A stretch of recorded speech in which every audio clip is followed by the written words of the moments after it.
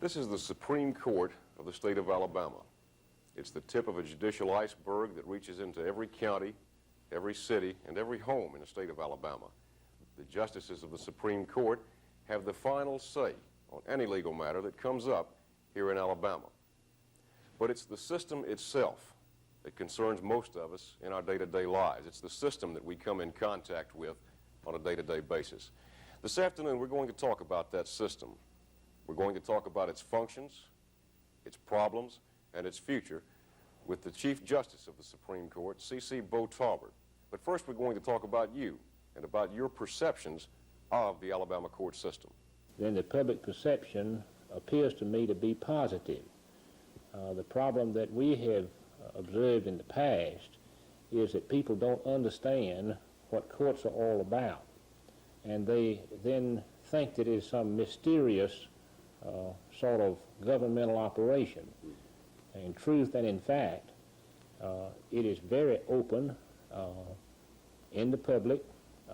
It is handled in a fair way, fair to the extent that both sides to a controversy are permitted to tell their story at the same time and then cross-examine each other's story.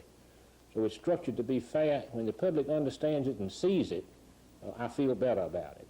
Alabama, unlike most states, literally picks up the state Supreme Court, moves it out of Montgomery, and takes it out where the people can actually watch it. Obviously, you think that the public perception of the courts and of the Supreme Court specifically needs help. What have you accomplished? What are you hoping to accomplish? And how do you feel about what's happened so far in these areas? Well, we're really trying to do two things. We're trying to bring the system of justice closer to the people. When I was a child, I can remember when court was held, many citizens went to court and filled up the courtroom and observed how the courts were being handled, how cases were decided. That doesn't happen very much. And so instead of coming to court, we sit in Montgomery, that's the seat of the government. But we think we've got an obligation not only to be here, but also to go to other parts of the state and to operate in an auditorium or a high school or college so that people can come and observe what really goes on. How is this system actually operating? What happens? And they see that when a case comes before the Supreme Court of Alabama, that both sides get to be there at the same time and say what they want to say about the case. And the judges are there at the same time asking questions back and forth.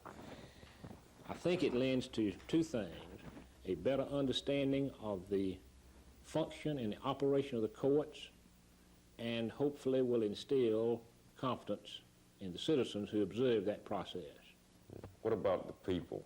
Do you feel that the people better understand or are beginning to better understand the court system, what their rights are, what they can do, what they probably can't do, this kind of thing? Do you see that changing? I think so, but that's a very, very slow process because you just simply can't go out with 3.8 million citizens of the state of Alabama and tell them or educate the citizens what their rights are and what their obligations are. But I see it better because we have gone to the high schools and to the colleges and had forums and have furnished educational materials. What we really want citizens to become involved and become interested, because the process of government is really a response to citizens' needs. And we see that as an obligation, and we are taking that obligation and that opportunity and doing something about it. When we come back, we'll look at the individual components of the Alabama court system, and we'll find out how those components work with each other inside the system.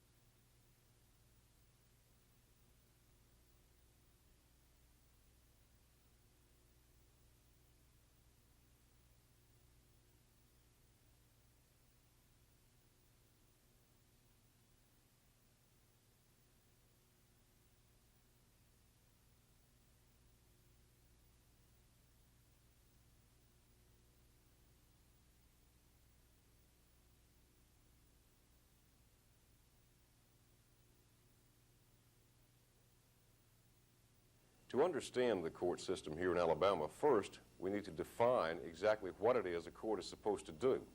Well, you know, it's so simple that sometimes it's overlooked.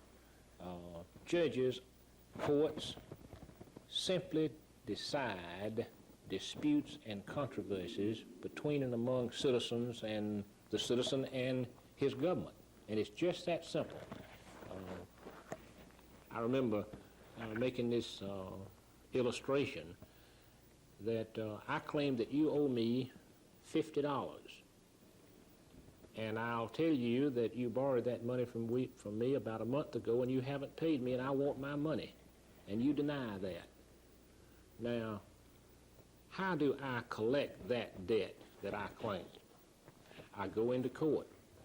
Otherwise, Skip, I could collect the debt because I'm stronger than you, or smarter than you, or I have some supervisory authority over you to make you pay me that debt. No, no indeed. The way that debt is settled, that controversy is settled, minor as it may be, and this is a minor one, is that I file a paper against you in court, and then you can answer that, and then there's a hearing held or trial. You can bring your witnesses, and I can bring my witnesses, and we get there at the same time before the court represented by the judge, and then he or she hears that evidence and makes a decision. Now, you say it's final, but of course you know that it can be reviewed, but ultimately it becomes final, and that's our system in this state and in this nation. The overall structure of the court system in Alabama, go into that just a little bit, the way the system is structured here. Well, there are several levels of courts, and these courts have different jurisdictions or subject matters that they deal with. For instance, if you're in a city or a municipality of any sort, you have a municipal court presided over by a municipal judge, sometimes called a city judge or city recorder. That judge would hear cases involving the violations of city ordinances, run a stop sign, public drunk, and he has certain punishments that judge can levy or impose. So that's at the city level. The next level is in the county. That district court has both civil and criminal jurisdiction. The criminal jurisdiction would be a highway violation, or an assault and battery, or petty larceny, or theft of a very small value in goods. On the civil side, if I claim that you owed me a debt of $50 or up to $5,000, you would sue me in the district court, and that's presided over by a district judge from that county. That district court doesn't have a jury. The judge decides that case. If you have a minor automobile accident, it would be in the district court. The next level is the circuit court. And most people know what circuit courts are in this state, presided over by a circuit judge. It's the court of general trial jurisdiction. Any kind of controversy or dispute not provided for in these other courts would go to the circuit court. The circuit court has a jury of 12 persons to assist that judge in making the final decision. That could be a rape case, a murder case, a robbery case. It could be a serious automobile accident. It could be a divorce case. It could be a case involving literally millions of dollars and life and death or property. Then that's the trial court system. The other level is called the appellate court system. If a person is dissatisfied with the decision of the trial court, let's say the circuit court, and says the circuit judge was wrong, the verdict was wrong, that person or that party has a right to appeal. We have 3 appellate courts.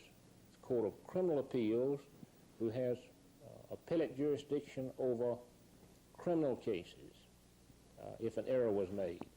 You have the Civil Court of Appeals, which is an appellate court that reviews cases of divorce, workman's compensation, and matters where the amount sued for or in controversy is $10,000 or less. Now, from those decisions of those two courts, that can be appealed to the Supreme Court. But the Supreme Court also has jurisdiction of direct appeals from circuit courts. So ultimately, the final decision at the state court level in Alabama is the Alabama Supreme Court. And it reviews cases to find out if an error was made, so that a citizen has several ways to have that case finally decided. And it's all in the scheme of things to give everybody the opportunity of another say up to a certain point. Up until now, we've really been talking about within the court itself. What all is involved in the system, though, besides the court? Well, of course, any court has support personnel. I view the court system overall as being jurors and witnesses and district attorneys who prosecute cases and law enforcement officers who investigate and bring cases to the attention of the prosecutor, the DA, the grand jury. Even after the case is over with, a person goes to prison. What the courts do really relates to how many prisons you need, or how many people the jury would convict. So while we're only concerned with adjudication, we know that our system, the criminal justice system, for instance, is composed of much more than just judges. How are they selected? How do you find a judge? How do you decide this man or this woman is judge material? Well, the reason I smile, I don't suppose that you find them. You have to be a licensed practicing attorney. You have to have that basic legal education and background. But really the selection process in Alabama is by popular election. Many states are moving away from that, somewhat similar to the federal system. But in Alabama, we simply, so far as I know, have always elected judges. With that system, though, wouldn't you end up with either the most popular lawyer as a judge or the lawyer with the most money to campaign as opposed to the most qualified? It's certainly possible, but it has not worked that way in practice. It's an honor to be a judge. It's a very solemn obligation and responsibility. And while we need to remove judges from partisan politics in the sense of making promises of what I do on the bench, yet and still you've got a certain amount of professionalism that those people trained in the law understand that the law is a jealous mistress, some people say, and you have an obligation to discharge your duties within the bounds of the law. And by and large, it's worked well in Alabama. Other systems, I'm sure, have worked equally well, that the people mandated this in the Constitution. You said something a moment ago about it being an honor. Now, in at least one of our neighboring states, there has been a growing problem of probably the best qualified attorneys not wanting to be judges. Pay scale, for one thing, is a problem, I know. Do we have that kind of situation here in Alabama? We have had that problem, and the legislature has ameliorated that problem in recent years. They recognize that if you're going to get quality people, you have got to provide adequate compensation and benefits. Sometimes that's been controversial. I hope those days are behind us. And I think that by and large our system has worked, and it's working better now. Judges have to sacrifice something to be a judge, but of course it's a public office, and it is an honor to serve. What about the judge and the jury? What exactly is that relationship? How does that work? Well, the jury, of course, is made up of 12 citizens who are selected, and a jury is a most important part of the justice system for this simple reason. Those 12 citizens actually decide the facts of a case. You swear under oath one way and I swear under oath the other way. It's up to the jury to decide who's telling the truth. What are the true facts? Now the judge in his role is a referee. the judge make rulings on the law. You can put this into evidence for the jury to consider, or you can't put a certain matter into evidence. And the judge's obligation is to instruct the jury. This is the law, ladies and gentlemen of the jury. But the jury decides those facts. And the function of that jury, I just can't say too much about how important it is. While we're talking about the components of the system, let's talk a little bit about the law enforcement people. There was, a few years back, a great deal of coverage that I remember we were doing where cases would be made on the streets. It would get into court, and because of a technicality or because of something that was or was not said, the Miranda thing is what I had in mind, the case would be blown in court. It seems I haven't heard that as much in recent years. Is that a true perception? Has that changed? Are the law enforcement people getting some kind of training that makes them a better part of the system? Yes, the Miranda issue is a very good issue to discuss.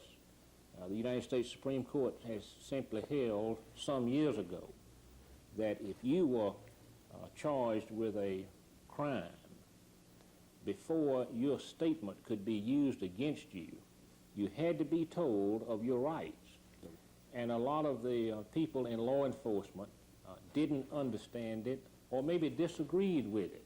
But that was the law as handed down by the United States Supreme Court. So it really meant that law enforcement personnel needed to be educated and trained. And we've done a good job in this state in better training, better quality of policemen and all law enforcement officers. In just a moment, we'll look at recent changes in the court system here in Alabama, and then we'll look at the future of the system itself.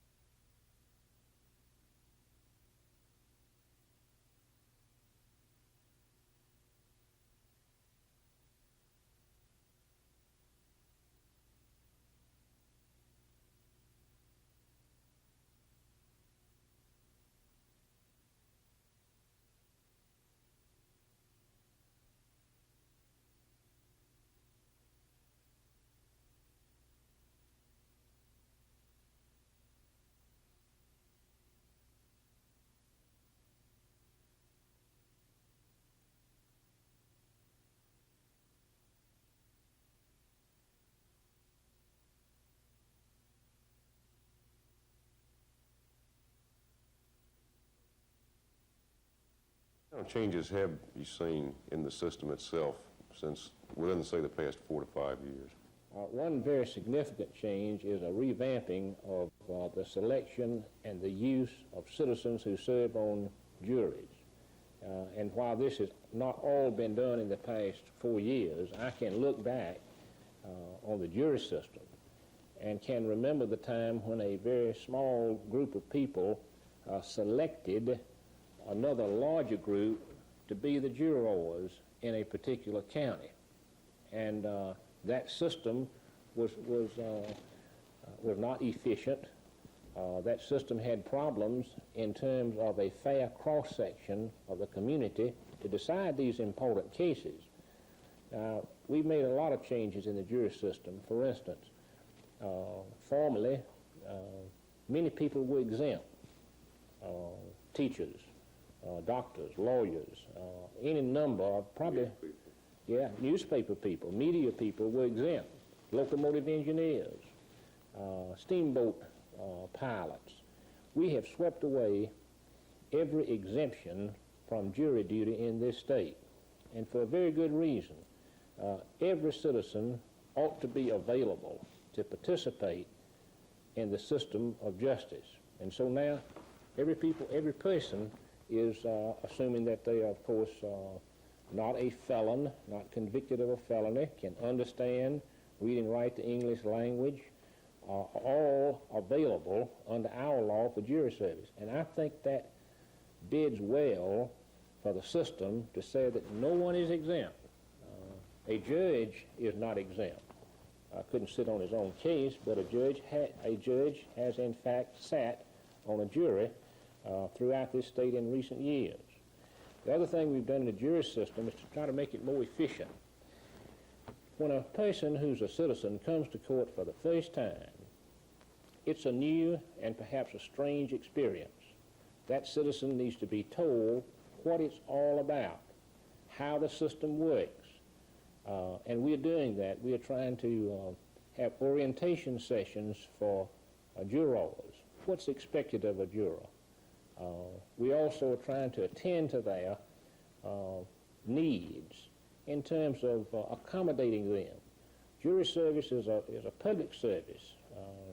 A citizen is not paid but $10 a day, and I would guess most citizens make more than that. And so we have an obligation in the court system to say and to do things for them to accommodate them because they're rendering public service and not being paid adequately for it. Now let's look into the future. We talked a lot about what's happened recently and what's happening right now. What do you see coming? And let me start you with a question that I hear a lot about, and that is the perception that the country has gone lawsuit happy. That every time you turn around, someone's suing someone over something. Do you see that as a growing trend that's going to become a serious problem for not only the courts, but the people themselves? Well, yes, it is. And while no one can tell you why all these things happen, those of us who live in America call upon the courts to solve a lot of problems. Why and how? You could debate about, but the truth of the matter is that courts are called upon more now than ever before to decide society's problems, whether it's wearing your hair too long in school or in the Army, or whether you can treat your child at a particular medical clinic that uses a controversial drug. You can just think of the things that evoke controversy, and they just simply end up in court. Now, some say that the reason more cases are in court is because the other institutions have not addressed and solved those problems. I think that the court system, the judicial system in Alabama, is a branch of government that's addressing its problems. It is so significant to see the numbers of cases increasing about at the percentage rate of inflation. So we've got 12% inflation, we'll have about 12% increase in caseloads. Now, all governments are called upon, more services are demanded, but the citizens' belts are tightened in terms of furnishing money to do these services. So our obligation is to do this. With more demand for court services, more cases, our obligation is to learn how to do it better and more efficiently. Now, we are making that kind of progress in the court system. There's a system that's used now called contingency fees, where attorneys will take cases, and if they win, they're paid. If they don't win, they're not paid. How do you feel about that? I think that they're probably necessary because of this factor. Not all people can afford to employ and pay a lawyer whether that person wins or loses. The person who is injured and doesn't have enough money to pay for the lawyer based on his time has to look for another means by which to handle the case. And so the lawyer says, and under ethical considerations, says, well, I'll take it on a contingent basis, which means if I win the case for you, citizen, and you are paid, then a percentage of what you get becomes my fee. That's one of the alternatives. The citizen could just as easily agree with the lawyer that if you go to court, I'll pay you a flat fee. But sometimes citizens can't afford to do that. So contingency fees, while criticized, they are really necessary, particularly for the injured party in modest or low economic circumstances. Okay, so we have contingency fees, we have legal services, and we have a literal explosion of people suddenly understanding that they can take issues to court. Yes, they do. All right. Don't you see, though, a possibility that the entire system can be bogged down because we've got a population explosion to begin with, and more people getting involved in the legal process? Isn't it possible that the whole system could bog down because of this? Yes, it is possible, but that's the reason that we are trying to become more efficient. But the point about so much litigation is a point that is being debated.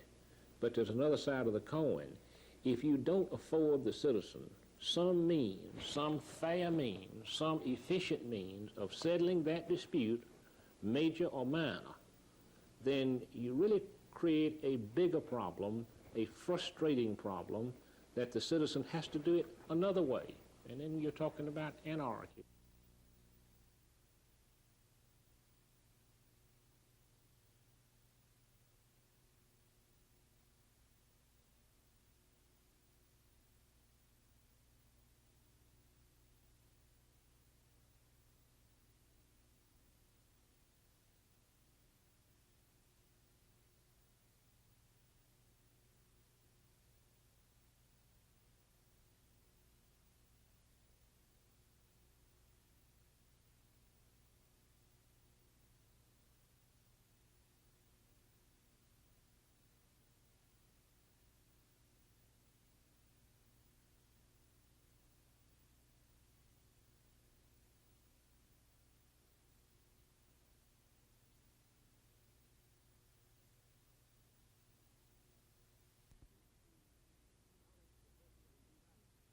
People.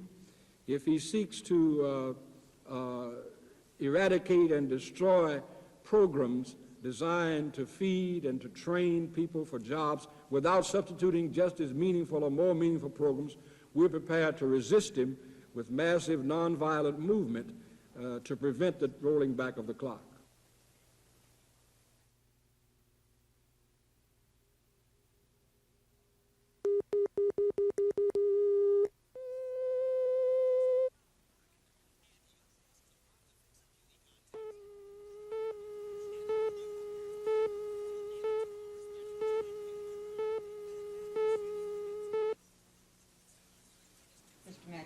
The battle between House Commerce Subcommittee Chairman Benjamin Rosenthal of New York and the Chicago-based condominium converter Nicholas Golatis of American Invesco began in August. That's when Rosenthal targeted the company for investigation in the planned conversion of these apartments in Bethesda, Maryland. It was Rosenthal's suspicion that here and elsewhere, low and moderate income people were being exploited and displaced by speculators. Indeed, an interim staff report suggested that. From the beginning, American Invesco fought the subcommittee, calling on influential forces in the Capitol and refusing to turn over profit and loss records subpoenaed by the subcommittee. The firm even took out ads at $20,000 a crack, accusing a congressman of harassment. Well, that congressman, Rosenthal, today won the backing of a majority of his fellow subcommittee members and cited American Invesco for contempt of Congress. The battle, however, was not won easily. We've singled out one firm for no apparent reason, other than it's a large firm and a successful firm. We're asking them to turn over their most confidential proprietary information. It's information that Couch doesn't require when they're investigating possible inflationary problems. The only way that we can make these judgments and accumulate and assess all this material is by originally and initially pursuing that avenue of information from someone, in this case American Invesco, is involved in this conversion phenomena. There's no other way to find out. The vote was 5-3 in favor of citing American Invesco with contempt. Afterwards, a company spokesman said he doubted the full Government Operations Committee, which will hear the matter tomorrow, will approve the subcommittee action.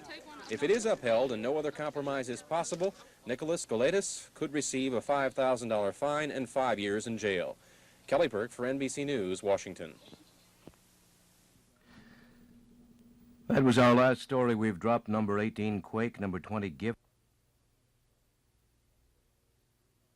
And so on. What are the chances? Years ago, when the weather was bad out in the rural Republican areas, those people wouldn't get to the polls, but Democrats got to go. And this time around, we have a good day tomorrow for Election Day. But first, let's take care of today, since that comes first. Outside for... Out of Iran this morning, there were major new developments in Iran, raising hopes that the 52 American hostages may be released soon. The Ayatollah Khomeini met with the Iranian militants holding the hostages. They agreed to turn the hostages over to the Iranian government as a prelude to their release. And a short time later, Iran announced that Algeria has agreed to handle arrangements for turning the hostages over to the United States if this country meets Iran's 4 conditions. Meanwhile, Iran will continue to maintain custody of the hostages, who today complete a full year in captivity, 366 days. Tony McRae is an Australian journalist who has been covering the events in Iran. She is on the telephone now from Tehran. We're going to try to make contact with her. Ms. McRae, are you there? Good morning. Can you tell us what the situation is in the streets of Iran this morning? Are the people in the streets of Tehran talking about the release of the hostages? They are indeed, and they have been ever since the decision was announced in the Majlis yesterday. The feeling here is that everything that Iran has set out to do has been already achieved, in as much as they have given President Carter the green light to go ahead and decide on the conditions. There is also a feeling here that unless America and the President replies to the conditions perhaps a little bit more definitely in the next few hours, there is that feeling that maybe some of these hostages will either be put on trial if he doesn't meet the conditions, or they will only be released gradually. You mean that the United States must meet the conditions within a given period of time, 48 hours or this week, and do they have to meet them, in your judgment, specifically, or do they just have to agree to meet those conditions? No, they're not looking for specifics, although I think at one stage the Parliament here did expect those specifics. What they're looking for is a fairly positive reaction from the United States on all 4 conditions. And they're a little bit surprised in some of these high-ranking circles that that hasn't been forthcoming yet. Tony McRae, an Australian journalist who has been covering these developments in Tehran. These new developments in Iran, of course, have given new hope to the relatives and the hostages of the friends of the hostages. Earlier here on Today, I talked with Dorothy Limbert, the mother of hostage John Limbert. This is a very good morning, actually, one of the best that I think I or the other families have experienced in the whole year. And, you know, it's a year as of yesterday or today. And I do think we can feel encouraged. Something is happening. There are contacts and negotiations, and I'm sure everyone will feel somewhat elated. Greyhound bus service was uninterrupted this morning after a threatened strike against the nation's largest transportation company was averted just hours before the drivers were set to walk out. Union and company spokesman said the agreement was hammered out with the help of a federal mediator. Atlanta police ordered an autopsy today on the body of a black teenager who may have been the latest victim of a child killer stalking that city's poor black neighborhoods. Bob Jimenez reports. The body was that of a black male in his early teens. Investigators believe he was placed beneath a bridge and carefully propped up along a riverbank. The discovery comes at a time Atlanta police are investigating the murders of 10 black children and the disappearance of 4 others. But police are not ready to say if this case is related. Without specifying the cause of death, does it look like foul play of some kind? We're not in a position to make that determination. We are not going to negate any possibility. We shall await until we receive the final report from the medical examiner before making an official statement. But one report says a medical technician found marks on the victim's neck, indicating strangulation, the cause of death in at least 4 other murder cases. The report also said Atlanta police were looking for a missing 13-year-old black child over the weekend. Police won't confirm this. But a community already anxious and alarmed may fear the worst. Bob Jimenez, NBC News, Atlanta. Well, the ballot will be a bit longer than candidate for president and vice president. As you know, there are many key House and Senate races that are in great question as we approach Election Day. We'll be looking at those in a moment, but first a message.